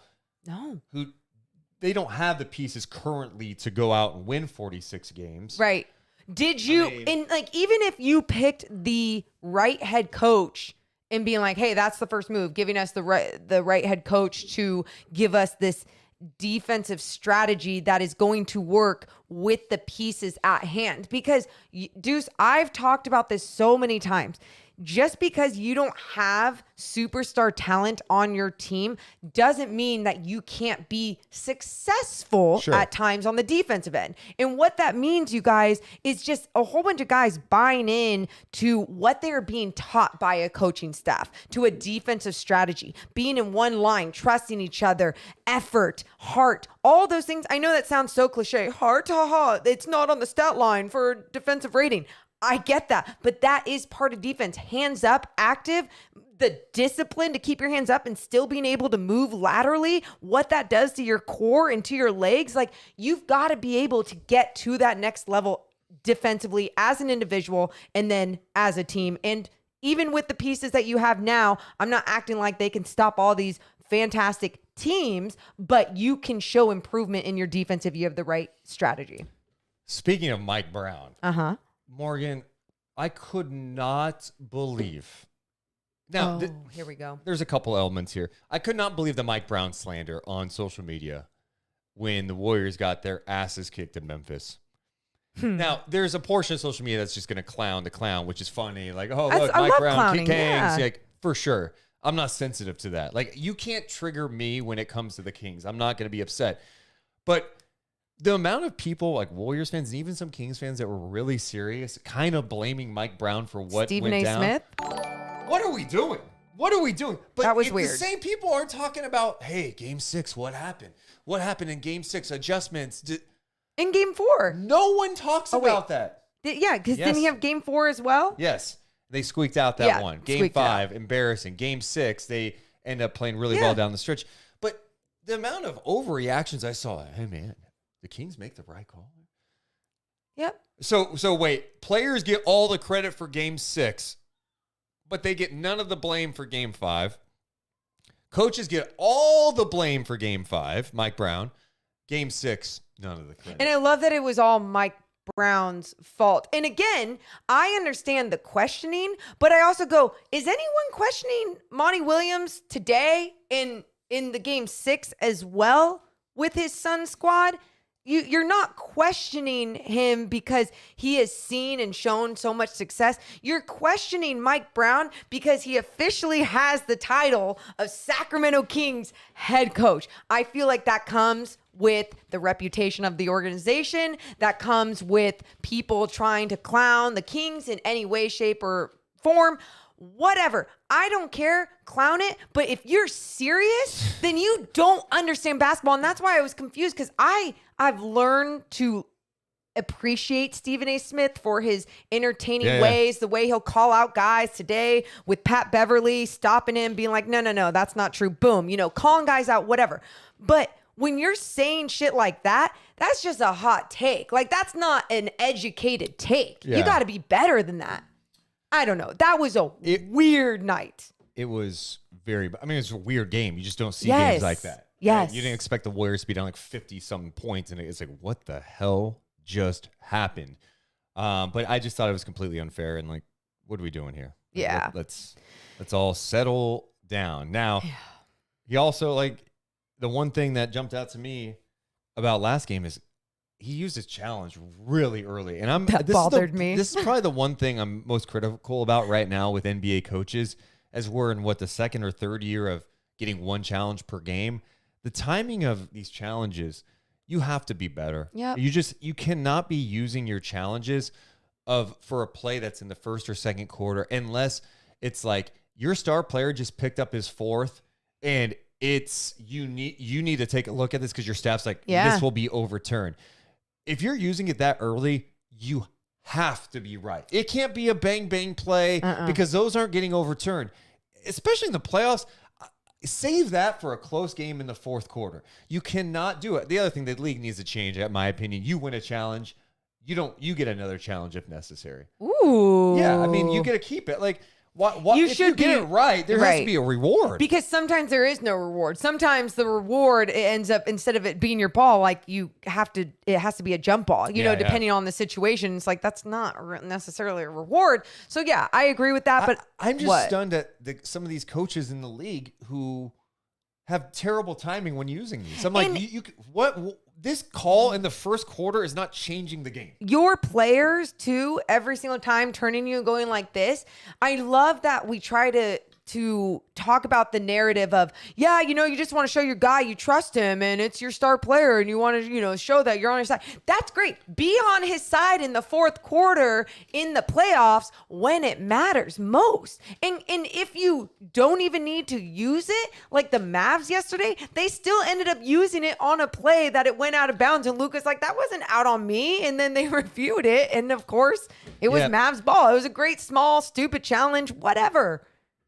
For the most part, players, I'm not listening to any player. Don't you dare. Even if it's my I didn't hit him. This is where the assistants have to be on top of it. Be like, review it. And you'll miss sometimes. I just think these coaches in the league have to do a better job at the timing of when to use these. Yep. It makes little to no sense to do it early in a game. Yeah, it's frustrating at times seeing it done because I just worry for like, wow, well, they could have used this in their challenge now instead of using that in the first half when shit didn't really matter. It wasn't a momentum changer. That is when things matter most, is at the end of the game. And that's what I feel like the challenge is truly supposed to be used for. So that's the Kings portion. We'll see what they do in the draft lottery. We'll be live for the NBA draft lottery, and hopefully it's some good news. And then we start pumping out some NBA draft content. I might have some confetti guns if things go well. What's well? Do we get to pop a confetti gun on our live stream if they get a top 4 pick? Yeah. Give me a hell yeah. If they get number 1, what are we doing? There's like 6 confetti guns, and we're just using all 6. And we're going to shake a bottle of champagne and spray it all over our great equipment. No. But we might want to chug a beer. We could chug a beer. They get the number 1. We may chug 2. They might chug 3. No. Maybe 4. Give me a hell yeah. 1 beer could be chugged. 1 beer shall be chugged if the number 1 spot. And the confetti guns at the same time. So you have to chug, confetti, boom. That's going to make a mess, man. It's not going to happen. Oh, Whoa. You know, see, and this is what I don't like that. Because, one, you don't know. Like, why do you say that? I mean, you could say it's not going to happen. We have seen instances How where about a it's team not going will to jump happen up. most likely? Yeah, if you're playing the odds, but we have seen other teams jump up. Like, Do you really want me to have a beer and the confetti gun ready? I think you got a beer in the fridge. Okay. It could be for later use, or it could be potentially to Later celebrate. use. We're not doing like a nice bottle of champagne, like getting on ice. Yeah. I'm not trying to do that, but I'm just saying, like, we got to have some. If they get a top 4 if pick, they got the number 1 pick, we'd probably be live like for 24 hours. but you know what? You know what scares the hell out of me? What? They get the number 1 pick, then it's like who they pick, I know. and then it's this fear of like, Yeah, I don't even want the number 1 What if you get it pick. wrong? What if you get it wrong again? What if? But hey, it's a good problem to have. Hey, you get the number 1 pick, you get to choose. Are you going Chet? Are you going Chet? Are you going to Jabari Smith? His dad played here the last time the Kings were good. He comes back And to Sacramento. None of you in the chat or none of our listeners listening to this later, don't you dare act like you know who the Kings should pick if they got the number 1 pick. Don't, oh yeah, and confidently can say this.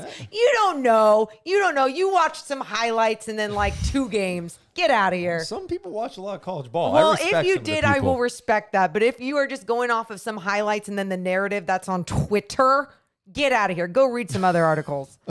And we're gonna bring on some great people that actually cover a lot of these draft picks and everything. So then you can go with that narrative and go with what they're telling you to go with. Understand how broken we are in Sacramento? Very broken. That there is a fear of getting the number 1 It's pick. Like, it's like, it'd be unhealthy. great, but it's also like, saw him got number 2 last time. I feel nauseous just like thinking of it. I think what gives me hope in the draft period is that Monte looks like he's done pretty well in the first round. The other thing that should be talked about, the Not Kings do Vlade. have 2 second-round picks this year. And yeah.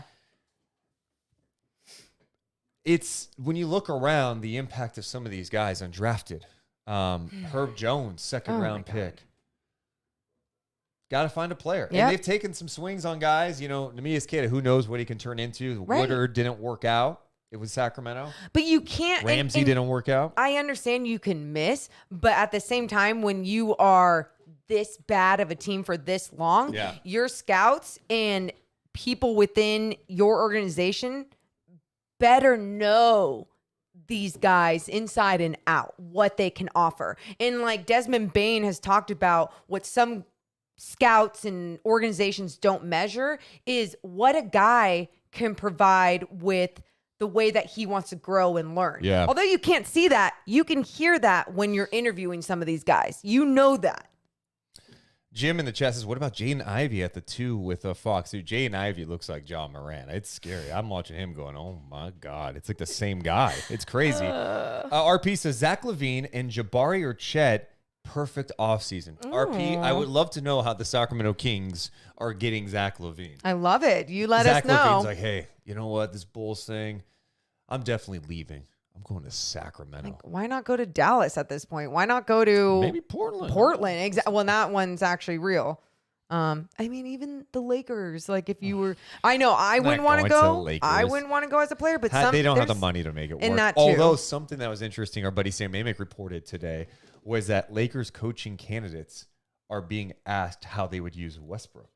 Oh my if I was a coaching candidate, I'd be like, bye. I'm How am I here. using him? I'm shipping his ass. I am here for year 2 of Westbrook in LA. And I need to be nicer because I do like Russell Westbrook as I want to say a leader, but I think sometimes just as like an energy guy, what he's done in this league, I respect and I appreciate. So I'm not trying to like throw all this hate on him. I just really dislike how he is not capable of adjusting his role and not being that guy. He's not that guy anymore. And so if you're a coaching candidate for the Los Angeles Lakers, you go in there and say, oh, I'm going to make him play like this, or I'm going to have him come off the bench and we're going to have a conversation and talk about it. Probably won't work. Let's get to some more comments. I love people who are clearly watching, like they started from the beginning and they're having comments on stuff we said like an hour and a half ago. Amazing. Let's see here. Hammy says Zach LaVine once said his favorite away team arena to play in was Arco Arena. So the Kings need to go back to Arco. Got it. Bunny for me says passing on Luka hurts, but imagine how Suns fans feel right now. Luka snatched souls from everybody in that arena yesterday, including Booker and CP3-7. And all they could think about right now is we could have him. Oh, you're an ass, but that's funny. Luka doing the Dementor thing. That is CP3-7. That's hilarious. That was pretty Great funny. bit. Another thing we haven't talked about. What? The Sixers' demise. What James Harden didn't do in that game. It's sad. This James Harden stuff is very interesting. Embiid said after the game, since we got him, everybody expected the Houston James Harden, but that's not who he is anymore. He's more of a playmaker. I thought at times he could have been, all of us could have been more aggressive. All of us, whether it was Tyrese Maxey or Tobias Harris or guys coming off the bench. Do you feel like Joel Embiid is saying that with intent or just saying that because he just says what's on his mind? I think Embiid, the more I hear him, and he did it with Simmons last year too, right? Critical. I think he's just a very honest person. Blunt. And he's just going to say how it is. He's not, I think he probably says the same thing to James Harden. Is it the right way to go about things? I don't know. But James, Philly's in a really tough spot. Morey's in a tough spot because he's obviously going to opt into his deal next year. And then the question goes, do you give him the Supermax? I don't even know why that's a question. You don't give James Harden the Supermax. You can't. I mean, maybe Morey's like, whatever, I don't care. I'm going all in here. And if it doesn't work, I'm going to, if this doesn't work anyway, I'm out. So let's go with my guy I believe in. You got that dynamic. You got the Doc Rivers thing. But it seems like it's murky. Different reporters saying different things where some are suggesting, oh, he's back. Morey said he's going to be back. Yeah. But then there's these hints that the Lakers are keeping an eye on the situation going, maybe we can get him. Maybe he is not totally back yet. Maybe Doc and the Sixers have some things to figure out. There's such a layered situation. Harden can still be an effective player in this league, I think. Absolutely. But he's not a supermax. You cannot do that to your franchise. His stat It line kills alone you. is not a super max deal anymore. His ability to stick with one team, that also is something that is scary going forward. You sign the Supermax with him. You know how hard it is to get rid of him as well? So do not sign the Supermax with him. Do not give him the Supermax. And I just think it's so interesting because it's like you and I were listening to Pat Beverly and the way he was talking about it with James Harden this morning on that ESPN show. And JJ Redick's like, do not give him the Supermax. And while Pat Beverly's like, yeah, of course you do. It's James Harden. It's like, it's not that anymore. It's just not. Oh, we got breaking news? What we Thanks got? to our live chatters for alerting us to this. This from Sham Sharania. Alvin Gentry has joined the Sacramento Kings in a full-time front office role as vice president basketball engagement, according to Shams and Sam Amick. So Gentry finished the season as interim Kings coach and joined GM Monte McNair in the front office at the NBA Draft Combine this week. I don't know what vice president of basketball engagement means. I'm not going to sit here and be like, okay, so let's talk about. I don't know what that means. I feel like in 2022 corporate America, we come up with these random ass titles, we do. and I'm sitting here going, And we put basketball engagement. What does that mean? I don't know. Not only that, then we put a certain price tag and say you are more valuable than this other person that has been here for years because you have this title that we just made up. So whatever this is, I love Alvin Gentry as a person, as a basketball mind. Probably a great way to keep him on while still paying him and everything. So isn't that part of the case too with him? Yeah, I mean, I think he's still under some sort of contract, but of course, we've seen other instances where coaches, interim guys get let go even with years left and they just go away. This feels like a real front office role, especially if he was with Monte McNair.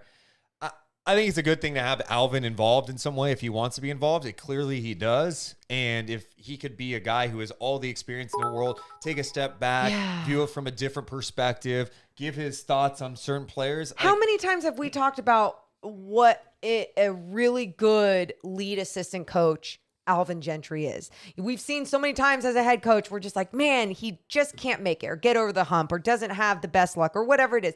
Some people just aren't made to be a head coach, but the fact that he's experienced it all as a head coach, lead assistant, and now, in this front office role as well, it's never a bad thing to have more good people and basketball-minded people that have been around the game for so long within your organization.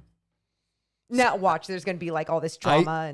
No, it's Gentry. There's no drama. I do need to know what basketball engagement means. Yeah, what the hell does that mean? Are we going to get a press conference or something? Good point. We do have an update from the chat. Basketball engagement. He will engage in basketball things, according to Brian. Thank you, Brian. That is a great breaking news. That is the breakdown. That is a great. And basketball thing. His actual title on his contract says, "You will engage in basketball things." Yeah. So I'm not going to blow this out of proportion. It's like, hey, the guy had years left on his deal. He knows the game. He's not the head coach, but they value who he is as a person. What he knows, his knowledge of the game. He's been in the league a long, long time. I don't think it hurts you. Maybe. What's interesting about this, I'm curious as we do head into the draft, is he going to have say on draft guys come through and have their draft workouts? What do you mean say? Is he'll be asked his opinion, I'm sure, if he's in a front office role. I'm cool with opinions. He should have opinions. I'm cool with opinions. I don't think he's being brought in to be Monty's boss. Or Joe Dumars or anything. I don't think so. I don't think that's the case. Okay. I'm asking. I don't know what it means. Hopefully we can get more clarity on that. And maybe we won't. Maybe that's all it will be. Sometimes that's been people's roles throughout the Sacramento Kings organization at times, and you just don't even know what they really do. Okay, we have an update from Sean Cunningham. Alvin Gentry, who closed out the season as Kings interim head coach, will remain with the Kings front office. Sean also confirms it will be the VP of basketball engagement. Gentry will assist in player evaluation, advise strategy, using his vast coaching experience and relationships. Thank you, Sean. So there we go. Cunningham. A little more insight on what Alvin Gentry and his role will be with the Sacramento Kings going forward. So I was really surprised when there was some talk like he could be involved, because we've seen this story before where a guy, an interim guy gets let go at the end of the year and he's going to remain as a consultant. You're like, is he really, or is he just getting paid? No, it seems like Alvin, if he's with Monty at the draft combine, they're really trying to use his experience to help them. Yeah. And they've lost one member of the front office in Ken Catanella, who they moved on from, who was more of a cap guy. And then, of course, Joe Dumars dipped out. Right. And his voice seemingly was pretty large with the organization. Yeah, a lot of influence. Now Monty has another guy to pick his brain. And I like Alvin Gentry, so I'm happy about that. Let's see here. Let's get to some more people in the chat. Like Political Ties TV, letting us know that Gentry joins the front office. Thank you so much for the breaking news. That's funny, Peyton. Oh my God. Before we got the breaking news, we were talking about Harden and what's next for the Sixers. I do feel bad for Embiid because we talk about guys and getting hurt. This guy battled through a ton of injuries throughout his career, of course, missing so much time early in his career, battling back. It seems like he's always nicked up too, playing with a broken face. thumb. Finally had a season like this season where he was on the edge of being the MVP. Couldn't get over that hump. The James Harden thing happens. Ben Simmons crap is happening all season long. And it just doesn't end the way that they need it to end with the healthiest Joel Embiid that they've had in a while, right? Like, that's truly how I look at him. When he is healthy, you just have to capitalize. And they couldn't do it. And it's sad because then you look at his relationship with Jimmy Butler and Jimmy Butler talking about him after the game and just, oh my God. you know, those two are like, they hate that they're apart. Yeah, they have a great relationship, and he just told Embiid how much he loves and respects him. And then as he's going into the tunnel, he's talking about like, they got rid of me for Tobias Harris. They got, throwing shade at Tobias Harris, which I don't necessarily agree with, but I get it. It's Jimmy Butler, and he can say that because he's been great in the playoffs too, man. And yeah, so you can play the ultimate what if game. If Butler had stayed there with Embiid, what could that have turned into? Yeah. And those two guys obviously vibe off each other. We have another update. Jason Anderson from the B talking more about Alvin Gentry's new role. He will assist with player evaluation and advise on team building strategy. He will have an office in Sacramento, but will travel to the NBA, G League, and college sites. Hey, we're going to see him in Stockton then. Or he's going around the G League. All right. Right. Hey, maybe we'll see him at the showcase next season. Yeah. There you go. Yeah. So in Vegas. Good for Alvin Gentry. Experienced guy. Cool. I'm not, like I can't sit here today and be like, oh, this is great. Or, oh man, this is tough. Like it is what it is. It's just good to have the good people around. Well, this will do it for the audio portion of the podcast. I'm going to hang around for a little bit longer, talk to the people in the chat on YouTube and Twitch. We'll be back live for a late pod tomorrow. We're going to be live at 4 p.m. for an NBA Draft Lottery watch party, and immediately following, we're going to dive in and talk about where the Kings fall, who they should be looking at, and we're going to be catching up with Bobby Gerald, who loves basketball, but he loves watching all these draft prospects, so we'll talk about all of those items. That's coming up on Tuesday's podcast. We love you, audio people, but we gots to go. You all have a wonderful rest of your day. You're badass for being here. See ya.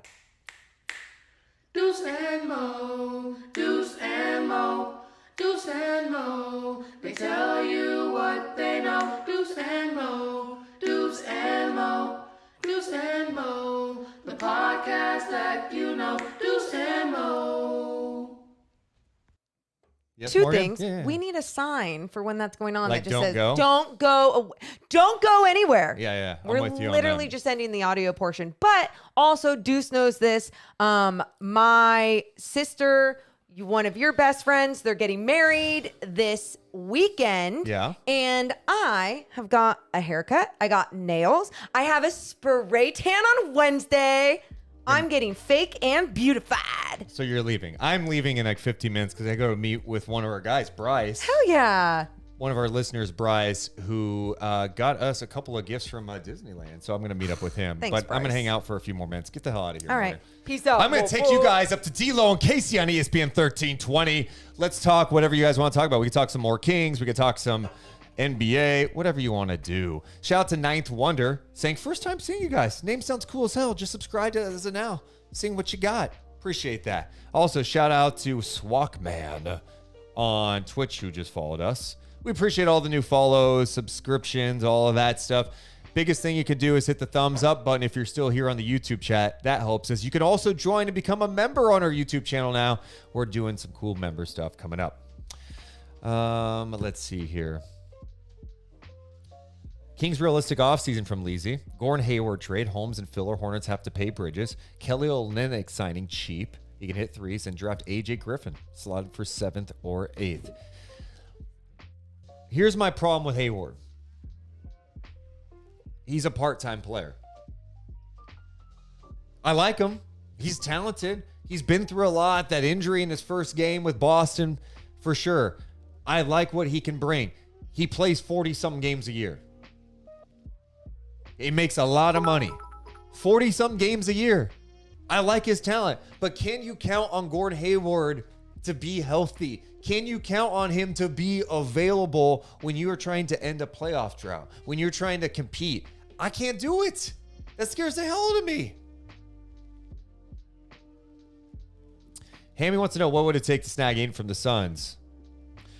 I mean, I think if you wanted to go that route, it would probably be for Sabonis. And if you believe some of the conversations that were out there, the Suns were talking to the Pacers around the trade deadline about an Ayton for Sabonis swap. I think the Suns were looking at, hey, we want to move. We don't believe that we're going to pay him this. Let's move on and get a 2-time All-Star. Obviously, it didn't work out. Ninth Wonder says, if the Warriors had a hard time with Memphis's defense, imagine dealing with Dallas. Dallas' defense is legit, man. It's really legit. I think it's going to be a really, really fun series. Appreciate you, Martin. Joey wants to know, if the Kings get the 7th pick or lower, would you trade the pick for a starting caliber player? Yeah, I mean, it's an interesting conversation, right? Because I think some people will be like, well, if they stay in the same spot, they are trading the pick. I don't agree with that. I mean, if you get the 7th pick or the 8th pick, should you look at shopping it? Yeah, if the right deal is there. But it's the same thing we kind of did with the Warriors last year when they had 7 and 14. And it was like, oh, they should package that up and get a player. Well, they didn't. And maybe it's because that right starter wasn't there. So what'd they do? They drafted Jonathan Kuminga, who looks like he's got an incredibly bright future, who could be a significant player for them. He's on a team-friendly contract. They draft Moses Moody, 14th overall. Hasn't played much, but they love him. They love his character. They think he can really help them in the future.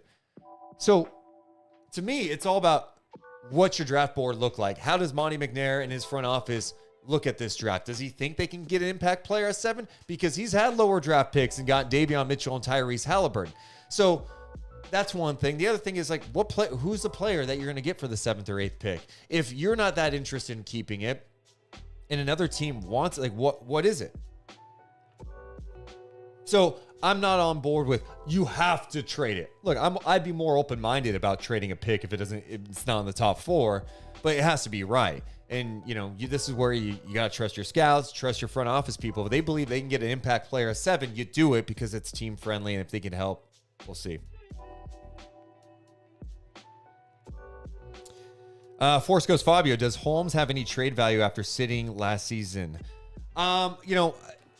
James Ham, from our buddy from the Kings beat, thinks he definitely has trade value.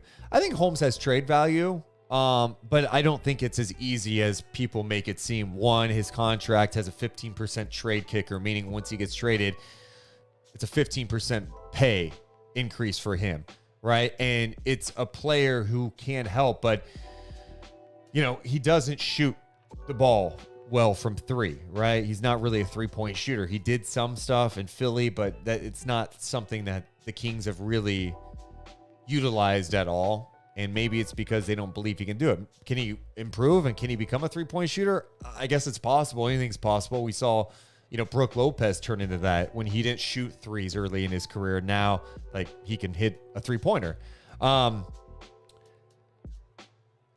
But I think it's a challenging thing. I don't think it's like, oh, that's an easy thing to move. I think teams like Rashawn Holmes, for sure. I do. I think they like it, what he brings, but he also has battled a lot of injuries the last couple of years. He missed a significant time. That's tough. SMC Hoop says Ayton signed a trade for Sabonis. 5 years of Ayton is better than 2 years of Sabonis. Yeah, I mean, you're assuming that Sabonis dips out for sure. The other thing is, like, does DeAndre Ayton want to come to Sacramento? I don't know.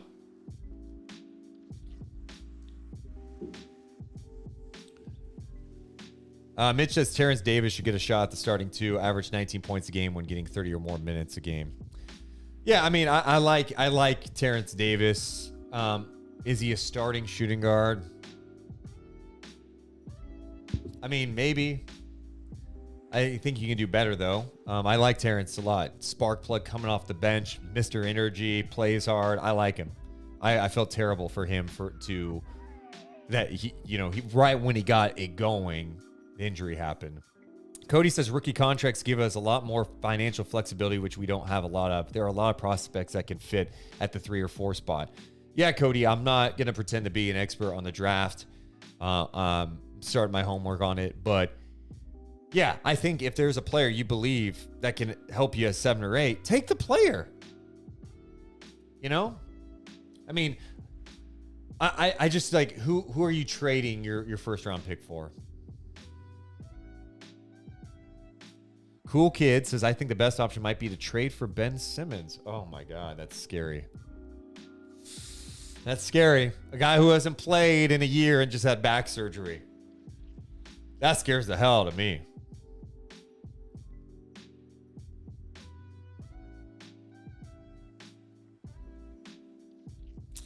What do you think Fox will be focused on mainly this offseason? Seems like every offseason he focuses on shooting, but it doesn't translate in games. Should he focus on improving what he does best already? You know, I think sometimes players, when they go, I gotta improve as a shooter, they just take shots. Which is fine. De'Aaron needs to become a better shooter for sure, but there are so many different aspects. For him, I would be just diving into film. I would be looking at what I can do better defensively. I'm obsessed. I'm watching these playoff games. I'm seeing what some of the best teams are doing defensively. What can he do with his abilities? How can he be engaged on that end on a consistent basis? That's huge to me. The other thing too is just working on the boring things, right? You got to work on the fundamentals. You got to work on cutting, when to cut, the timing. That's a lot of it. De'Aaron has never been a really good. He had one decent 3-point shooting year. Other than that, it's been right around that like 30% mark. I've always said, I don't need him to be elite, but could he be like 34, 35%? You'll take that for sure. The mid-range stuff's good. Getting to the basket. He's got a lot to work on.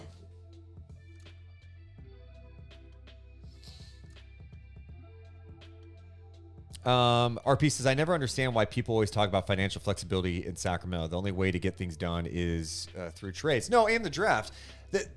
You don't want to get in a cap situation where you're paying all these guys a ton of money, or guys trading for guys with big contracts that aren't great, because then you get stuck with them and that hurts you.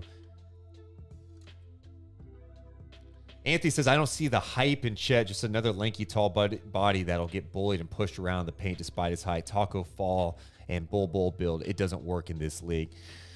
Yeah, Anthony, I've seen some Chet.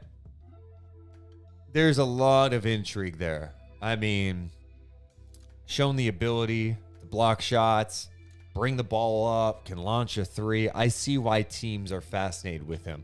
He does scare me. He does scare me, though. I can't lie. But his ceiling, woo!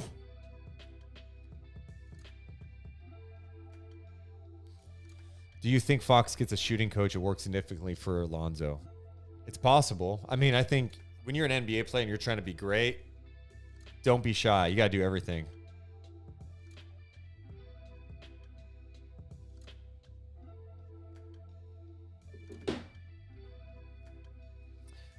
Flush twice, please. What a name. Flush twice, please. Damian Jones at the 5, Sabonis at the 4. I don't like that. I don't know. Sabonis, I would like a little versatility at that 4 spot. Guys that could switch. That's why I always bring up Jeremy Grant, but it's going to be tough. The game now won 6. Fox is a liability from deep, mid-range, and in. He's money. So if he's your guy, you need to fill with shooting and defense, space the floor for him to work with Sabonis. Yeah, I mean, that's when you look at the Kings. We talk, like, you need internal growth from Fox. God, man, if Sabonis can have a legitimate outside shot, that would be really nice. Let's bring up Sabonis's basketball reference for a second. Let's see. So he's a career 32% shooter from 3. He only took 1 a game in Sacramento last year in his 15 games. Took 2.3 per game with Indiana. It'd be nice if he can be a threat from 3, just be able to knock that down every once in a while. But you're right. Like, the Kings need shooting and defense. I mean, it's funny. We've repeated the same stuff so many times. It's like, look around. Like, you got to look around the league. You got to have some guys that can knock down shots. You look at what Dallas is doing right now. You've got guys that are capable of knocking down some shots and playing defense. And obviously, you've got a generational talent. SMC Hoop says, I could see Duncan Robinson coming in via three-way trade that sends out Barnes. That's intriguing, yeah, because Duncan's role with Miami has changed significantly. He just signed that deal with them last offseason. And he obviously provides some significant shooting. A guy who works really hard, too. I mean, I remember Duncan in the G League. He was playing for the Sioux Falls Skyforce. In his journey, coming from a D3 player, going to Michigan, Sioux Falls Skyforce, then gets picked up Miami, then gets a $90 million dollar deal. Crazy. Levin says, I like Keegan Murray as a good fit with the current lineup. 3-point shooter, crashes the boards, good perimeter defender, plays well off the ball. Yeah, I got to do more. I mean, I've seen some, but, dude, I watch so much NBA. I don't have during the season. It's like I have zero time. I'm doing G League games, Kings, like it's crazy. So this is now the time where I'm like, all right, let's start watching all these guys.